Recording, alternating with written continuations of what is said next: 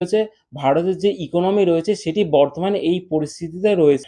১৯৯১ সালের তুলনায় ভারতের অবস্থা অনেকটাই ভালো রয়েছে বর্তমান সময়ে। বর্তমান সময়ে দাঁড়িয়ে ভারতের কাছে প্রায় $৬০০ বেশি, $৬০০ বিলিয়ন বেশি প্রায় বৈদেশিক মুদ্রা ভান্ডারের রিজার্ভ রয়েছে। যা দিয়ে ভারত প্রায় ১১ মাস পর্যন্ত নিজের খরচ চালাতে পারবে।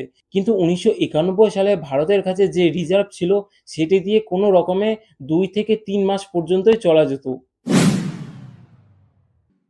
এইবার এটি বুঝে নেওয়া যাক যে এই রুপি ফল করার পেছনে সাধারণ মানুষের কি ক্ষতি রয়েছে।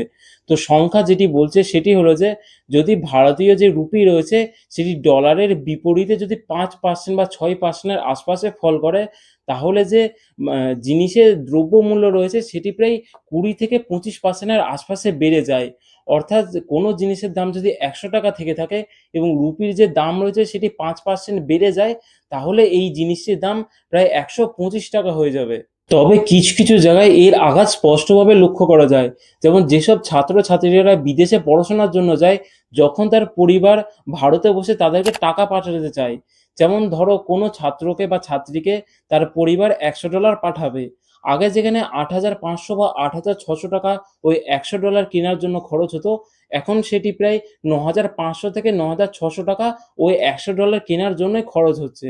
যখন কোনো প্রাইভেট কোম্পানি বা কোনো একটি অন্য মানুষ যখন বাইরের কোনো দেশের থেকে লোন নেয় এবং যখন সেটি রিপে করতে যায়, এই রুপিস অনেক ফল করার কারণে তাদের আরো বেশি পরিমাণে ইন্টারেস্ট সেই লোনের উপরে দিতে হয়। যার ফলে তাদের আরো সমস্যার সম্মুখীন হতে হয়। কিন্তু এমন অনেক জায়গা রয়েছে বা এমন অনেক মানুষজন রয়েছে যাদের এই রুপিস পতনের কারণে তাদের লাভ হবে বা একটু হলেও সুবিধা হবে। যেমন যারা ডলারে ইনকাম করে থাকে এবং বা যারা অন্য দেশে বসবাস করে এবং তাদের পরিবার ভারতে থাকে। তারা যখন ওই ডলারের টাকাটি ভারতে পাঠায়, তখন কিছু টাকা হলেও বেশি পাওয়া যায় এই রুপিস পতনের কারণে। অনেক অর্থনীতিবিদের মতে এই যে ভারতের রুপির পতনের ফলে অনেক ভারতীয় যে কোম্পানি রয়েছে তাদের মধ্যে রপ্তানি প্রতিযোগিতামূলক হয়ে যাবে এবং ভারতের যে অর্থমন্ত্রী রয়েছে নির্মলা সীতারামন তারও এটি মতামত আছে যে ভারতের এই রুপি পতনের জন্য যে ভারতের রপ্তানি রয়েছে সেটি কিছুটা হলেও বেড়ে যাবে। কিন্তু এখানে আরেকটি প্রশ্ন রয়েছে যে ভারত যেসব জিনিসগুলি রপ্তানি করে থাকে সেইসব জিনিসের যেসব কাঁচামাল রয়েছে সেইসব জিনিসগুলো আমাদেরকে আমদানি করে আনতে হয়। তার ফলে আরো বেশি পরিমাণে টাকা খরচ হয়েই চলেছে।